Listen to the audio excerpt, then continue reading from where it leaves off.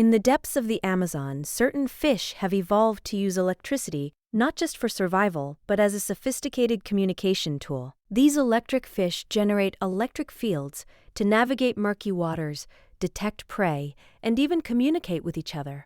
This bioelectricity is a marvel of nature, inspiring scientists to develop new technologies in underwater communication and robotics. By mimicking these fish, engineers are creating devices that can transmit data through water without wires, revolutionizing underwater exploration. This breakthrough is not only enhancing our understanding of aquatic life, but also paving the way for advancements in marine technology.